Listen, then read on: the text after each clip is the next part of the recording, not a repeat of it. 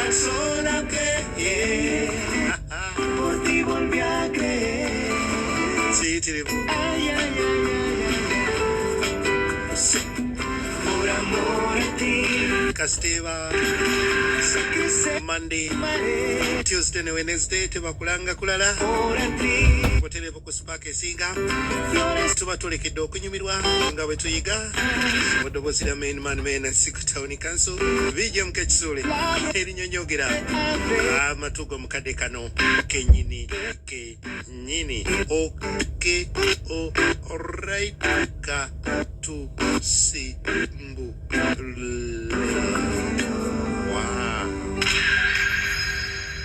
yes, era nga nyongera kutegeeza goyina alina obuzibu ku mannyo gakutuka galeeta omusaayi tegamba akamwa kalimu embeera etali ya bulijjo oteekayo ekyokyoba ekinyogoga geekalakasa ne gasanyalala kyonna kyekiri munnange eddagala ly'amannyo weeriri ye nana habo mouthwash kozesa nana habo mouthwash embeera etereere mannyo gatereere naawe alina amannyo nga malamu gakuume ng'osenyesa nana habo mouthwash mufuuyire mu kamwa yes buli kimu kijja kubakkirya wala era ojja kuba mufuna mu pharmacies ez'enjawulo drug shops n'ebifo ebirala byonna nga zi supermarket ojja musangayo origino ekigambo kiba kinyige mu cupa wakati origino nana tebakufera kaakati amulaga ebyo tubiveeko nakuleetedde ekirabo kati ongulirira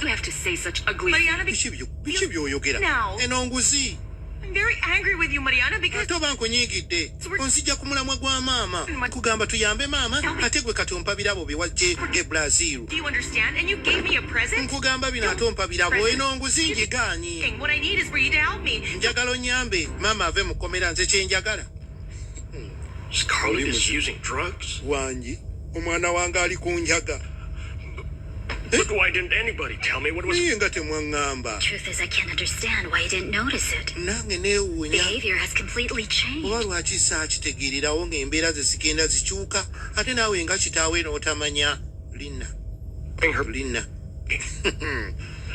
And all of this is the fault of Roberta White. He didn't get her insured in that. Possible. But at this moment, the most important thing is how to manage the situation.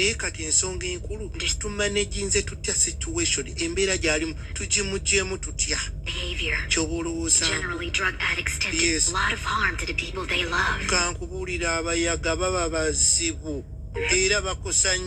Abantu ababaagala kana kange she has to go back to her senses and she has to go back to being mwana kalabye nga kantabukidde kumbe njaga lina nyamba have to help me nyamba kana kange Augusto, I've already done everything possible nsegola bankoze ekisoboka.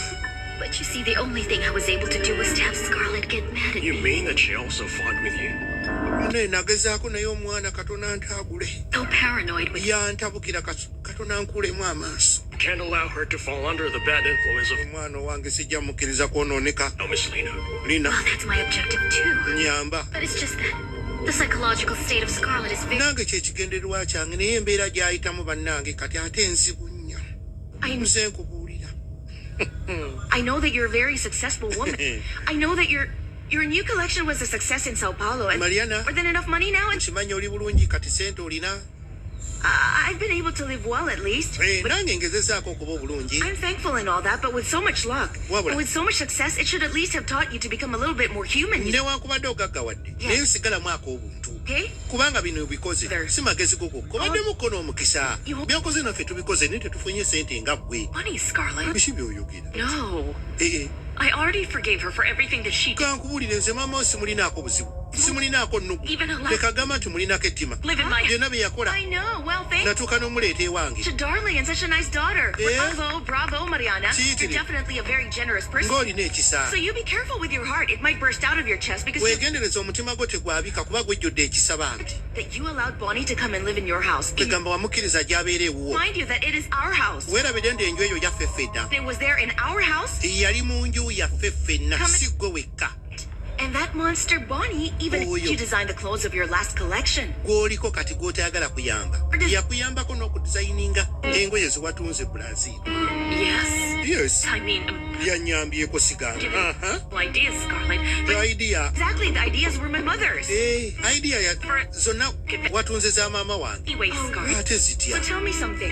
Mbuulira. Did they hear anything for the job? Wamusasula? No. Nedda. Have any business relations? Saalina bizinensi nti oba tukola bizinensi naye twali awo nga tuyiiyayiiya be yayiiyayiiya n'ennyongeramu amagezi okirabye Never had business relations at all. That's era munnange olina mwegaana ate alina kaki your help. omunaku Your generosity. That's it. eyamusuza ne mu nju yo bannange Come on, just tell me what I'm supposed to do to help your mother. kati nkole ki okuyamba maama wo No need. What for? Don't do it. ye ng'oyamba waaki alina kyakugasa Besides, what for? ye ng'oyamba waaki yakuzaala owuwo yafa ono si wuwo You know me very ye well. olina nnaku ki What I'm about to say is the truth. totawaana Very happy. I'm very happy from the bottom of my heart. But then, Mariana, in the same way that you've helped me, you can just come to me and I'll help you. And maybe someday, amulemeddeko men whom you seem to despise. amulemeddeko maama wange nga bwe yakuyamba naawe walibadde okola ki ng'omuntu bw'ajja gy'oli nga bwe ndise gy'oli n'onyamba era bwe waliyambye ne maama wange leereka bannange kati nkoze etya nina mumpi amunsibako Mariana, don't give too much color. adde no natandika obbirowoozaako That naye bwe nkigattagattamu mukazi we bambi yampayo ku ideas awo ku fashion ku design ez'akabi zetwatunze Brazil most grand and important ones were only you. And go abyekoledde naawe talina nnyo The kyamaanyi honest truth is that if Bonnie hadn't triggered the ideas in my head, amazima ye yatwigalinga ideas ezimu zaali zigaanyi that nga that's nga ni mu creative simanyi Mariana. crisis Here, the creative process is something that's very hard to figure out, very strange. It's very kankubulire wabaawo ebintu bingi bye tusobola okulaba n'olabirako n'oggyako design You'd better be working so that when you're at the point kati leka kuddaawo ogambe mbu yali oyo omukazi look at that wonderful butterfly and then you go boom, there's your idea. Okugeza. So let me ask you, in that case, whose idea was it? Was it the butterfly? oyinza okulaba ekiwojjolo nga kiyitawo n'okijjako idea noga ekiwojjolo ekyo engeri gye kikozemu bwe kiti nsobola okuggyamu design y'olugoye bweti kati kiba kitegeeza design eyo ya kiwojjolo gyeba nannyini design 90%. modiba awakanya My dear, that's the nature of this business. bizinesi bwetu bwiri oyinza okuba ng'otambula namu kkubaawo n'osanga akaana ng'oba kakola ki n'ofuna idea Used to have their ideas. idea zibaawo kati kitegeeza teba yeyombu y'akaana lwakiko kaba tekagikoze naawe gonde gwe come You on really think that, my dear Mariana, that genius designers like Yves Saint Laurent works every day to make new designs for his company? asooka amusomera awo Here, or do you think that maybe abalala bonna abadesigning engoye ne bazireeta wano teziba zizo zigwa obadizayina waazo that's why there are tons of people for that? But yes obola bebeerayo abantu bangi nga badesigning engoye ne bazitwala mu makampani amalala kampani lwekifulumisa ye bannyini kyo tell me who designed the last collection and the most important engoye ze wasembayo kudesigningira Beatrice Durani alone, and nobody helped you. teri n'omu Full yakuyambako credit, Beatrice Durand. ne Beatrice ye yatwala erinnya Agree. Nobody should have to work that way. anyway naye yo si ye yalibadde enkola Bonnie's work that omuntu aba ayiyiza bambi aba yeetaaga okubaako naye kyafuna ko ggwe Understand that you're barking up the wrong tree here, my dear. ndaba nga wolaga wakyamu Thing. You're not upset with this because of Bonnie. anyway sirina buzibu ku Bonnie That woman have nothing in common. You have Yeah. absolutely nothing to do with her as long as you. siraba nnyo makulu wakati wange naye I think what's really bothering you, my dear, is the fight that you just had with Scarlett. era naawe nkakasa nga Bonnie si yakutawaanya wabula olw'okuba muyombyemu ne sisitawo Horrible things. kaakati ekyo kikumazeeko emirembe So much. naye It's just kakkana so upset. She looked so mad. nti agenze For her munyiivu to be absolutely upset, my dear, with so much bad luck chasing after her, nothing comes out right for her, my dear. essaawa eno byajja Their nabyo job and her love life and the accident, the deal with her leg, the issue with the pills, and that's a lot Owulira, to take. And oyo mwegendereza essaawa eno yalina ebirowoozo bingi buno bulwadde bino biri butalina obwavu bikoze bitya nyina musibe okuteekako enjaga Are you talking about? kikyoyogerako enjaga etya jjukira byonna ebyatuuka mu Scarett Mariana teyabimanya kankomewo Nana Herbal Mouthwash ly'eddagala ettuufu lye nnakakasa mu kujjanjaba endwadde z'amannyo. Amannyo gakuluma bw'ossaayo ekyokya oba ekinyongo gagasannyalala osenya okuvaamu olusaayisaayi oba ogayiza ludda lumu. Senyesa Nana ewe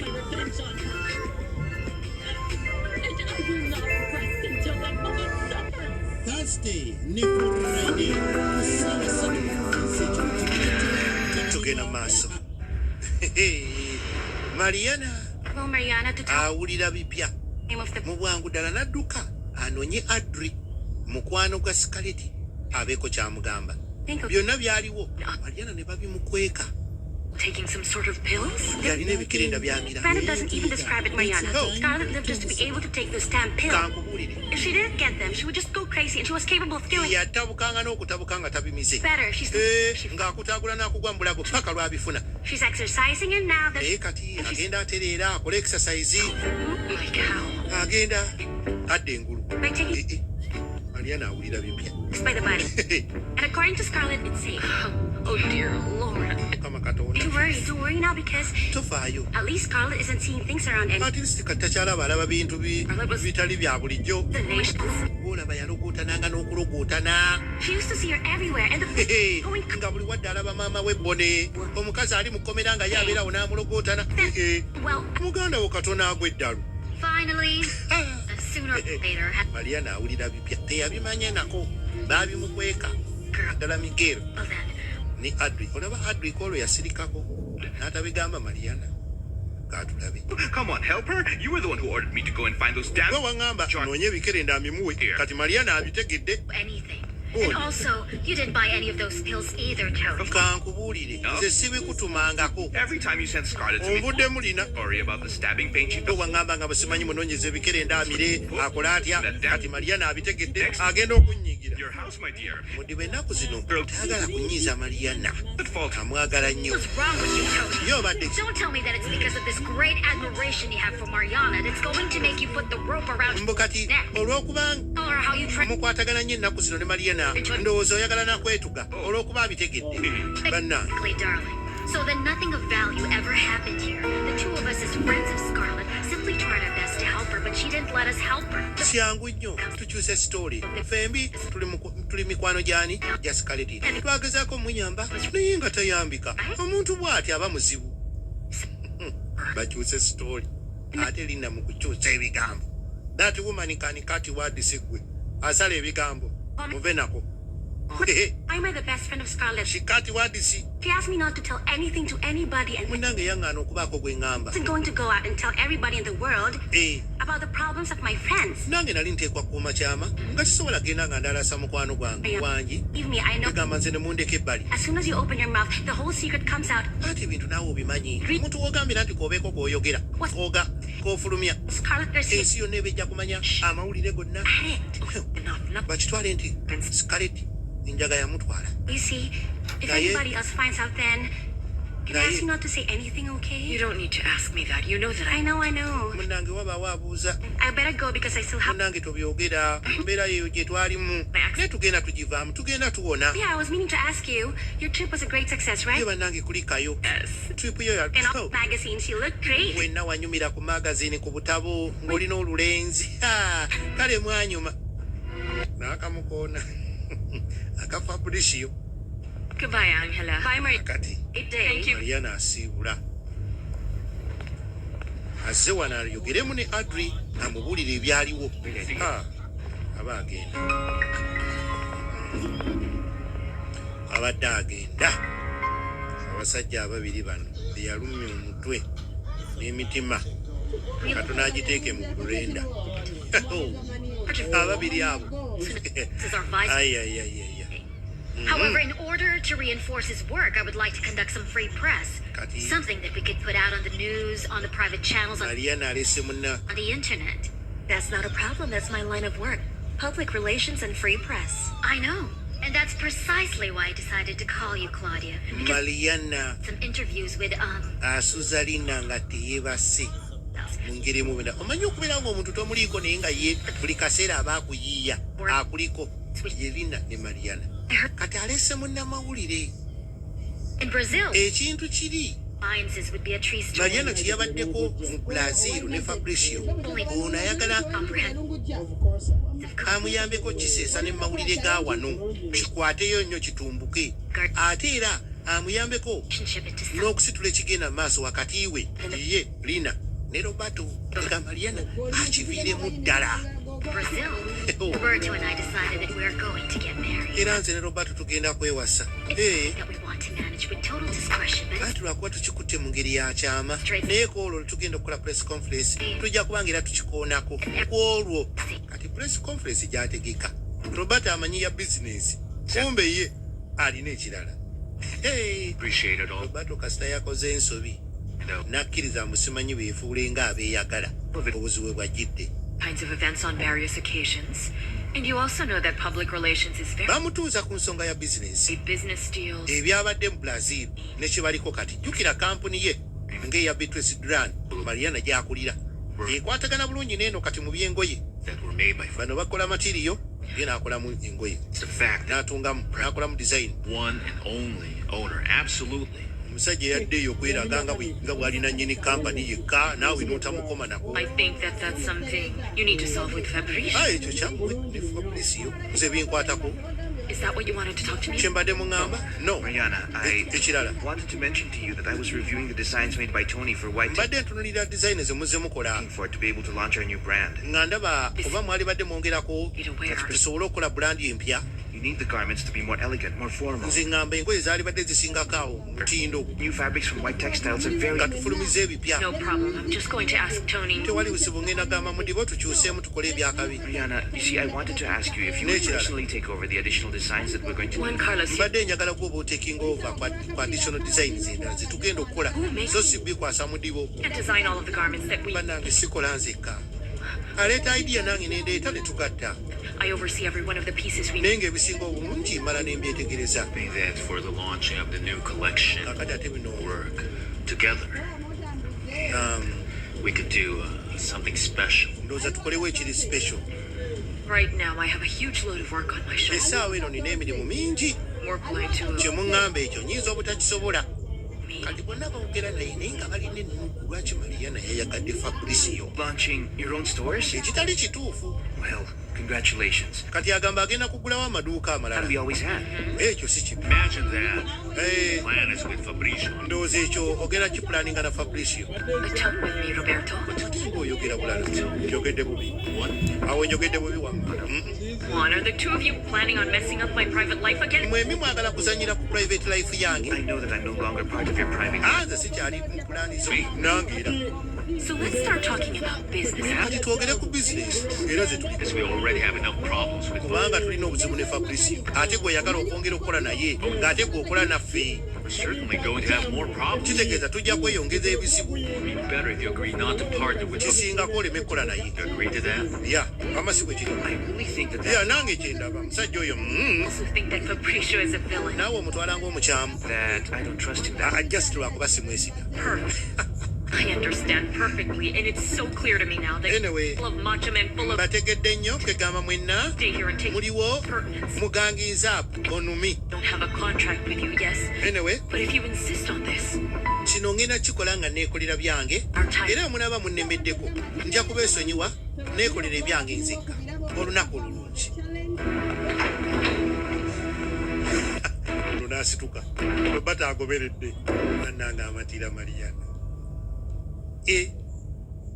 Mariana, please, wait up. Linda, Hold up, Linda, Will you okay. please? bambi Please forgive me. I was nsonyiwa mukwano oba njogedde bubi such a bore on my part. sikoze bulungi ndowooza I take back everything I said. nkisazaamu buli kyenjogedde nga kibi nkisazaamu kinsonyiwe and the first time, Roberto, si gwe you gusoose and I meet up, all you ever do is try to make buli we tusisinkana naawe ompisa bubi Really now, I'm such a jerk. yes, and you're wente oluusi nkolamu ebyekisiru a person. so oluusi Authority do you have to question me for some photos that they took of ddala ddala Paulo obuyinza obujjawo okutandika okumbuuza ebifaananyi okusemanyire gye nakyakalira Brazil to go and dance in a disco? kiki kibi nnyo kiteekeddwa genda kucakalako mu disco oba mu dansi yenna kwegamba nze Society pages. You're right about everything. oli mutuufu mu byonna No right in the world to say. sirina buyinza kuyingirira ddembe eri oli wa ddembe okukola by'oyagala oli muntu mukulu The next time that you decide to offend me again. No, Roberto. kankubuulire Because I want to break this vicious habit of yours. sijja gumiikiriza era kola ekiddamu omulundi omulala tujja kukomawala mukimanyi Mariana, I don't want our business relationship. nga bumanyi saagala ate tutabuke mu bizinensi ebya bizinensi tukole Listen, I'm very sorry. It's because you see, wulira ndi very sorry this problem and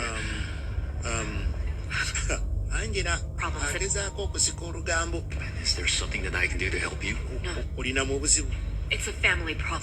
naye bya famire I will do anything. Tusobola okukola kyonna munene nenkuyamba. Well. Wabaawo ekintu kyonna. No, because there's absolutely nothing that you can do about it. Nedda bambi kino tokisobola era tekikwatako. Hate you, Roberto. Ne mutuufu wantama musajja gwe. Kale nakukyawo.